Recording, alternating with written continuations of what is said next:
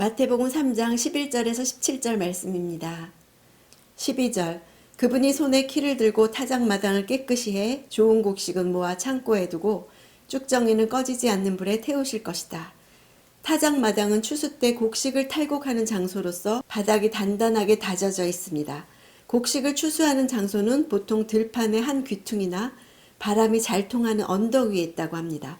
타작마당을 깨끗이 하는 것이나 곡식을 모으는 것이나 불에 태우는 동사가 다 미래 시제로서 이 모든 것은 그리스도의 재림 이후에 그리스도께서 주체가 되어 행하실 최후의 심판을 가리킵니다.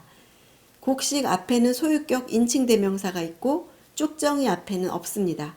이것은 알곡은 예수 그리스도의 소유인 반면 쭉정이는 그의 소유가 아니라는 사실을 보여줍니다.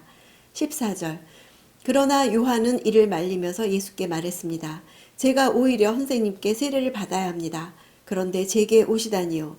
말리다는 단어는 방해하다, 가로막다는 뜻으로 예수께서 요한에게 세례를 받기 위해서 구체적인 자세를 취하셨고 그것을 요한이 적극적인 행동으로 가로막았음을 보여줍니다. 그리고 이 동사가 행동의 계속이나 반복을 보여주는 미완료 과거 시제로 쓰이고 있어서 세례를 받으려는 예수의 태도와 그것을 가로막으려는 요한의 저지가 몇 차례 반복되었음을 말해줍니다. 요한의 세례는 죄사함을 얻기 위한 회개의 세례였기 때문에 무죄하신 예수님을 그렇게 반복해서 막은 것이었죠. 15절 예수께서 대답하셨습니다. 지금은 그렇게 하도록 하여라. 우리가 이와 같이 해 모든 의를 이루는 것이 옳다. 그러자 요한은 그대로 따랐습니다. 세례를 허락해야 하는 이유가 회개할 법적 필연성이 아니라 모든 의를 이루는 것이었기 때문이었습니다. 마태가 말하는 의는 하나님 보시기에 올바른 것, 하나님께 받아들여질 수 있는 상태에서의 의죠. 예수께서는 하나님의 뜻에 따라 자신을 죄인들과 같이 낮추시고 동일시하신 것이었습니다. 16절 예수께서 세례를 받으시고 물속에서 올라오셨습니다. 그때 예수께서는 하늘이 열리고 하나님의 영이 비둘기처럼 자신에게 내려오는 것을 보셨습니다. 그때 예수께서는 앞에 원어로는 그런데 보라, 카이 이두 하는 말이 있어서 예상치 못한 일이 벌어졌음을 말해주고 있습니다. 또 그에게 라는 인칭대명사가 쓰여서 하늘이 열리는 현상이 오직 예수께만 보였을 것이라는 사실을 암시해주죠.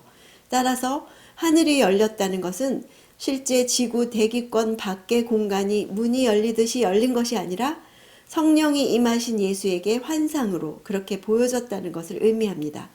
비둘기처럼에서 처럼은 실체는 다른 것인데 그 실체의 성질이나 모양을 부각시키기 위해서 다른 것으로 비교할 때 쓰이는 부사인데요.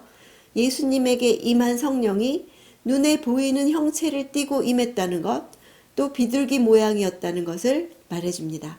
예수께서 자신에게 내려오는 것을 보셨다는 것은 이런 현상을 보신 주체가 바로 예수시라는 것을 의미하지요.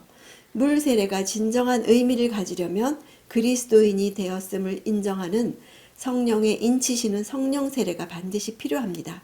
예수님은 완전한 의미의 물 세례와 성령 세례를 받으심으로 세례의 진정한 의미와 본을 보여주셨습니다. 17절 그리고 하늘에서 소리가 들려왔습니다. 이는 내가 사랑하는 아들이다. 내가 그를 매우 기뻐한다. 그리고 하늘에서 앞에도 카이이두 그리고 보라 예상치 못하게 뜻밖에도 소리가 들려왔다는 것을 말하죠.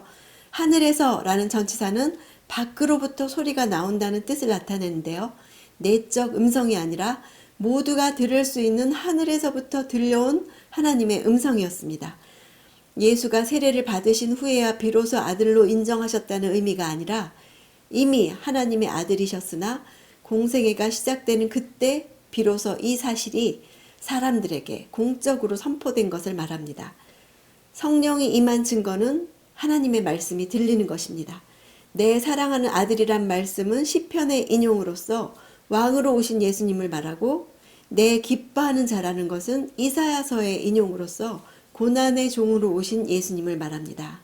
성령이 임하시고 내가 사랑하는 아들이요 내가 기뻐한다 들려주신 그 음성으로 사탄의 시험을 이기시고 공생애를 시작하셨습니다. 오늘 나의 하루도 성령이 임하신 힘으로 또 들려주시는 음성으로 시험을 이기고 사명을 감당하는 하루가 되기를 원합니다.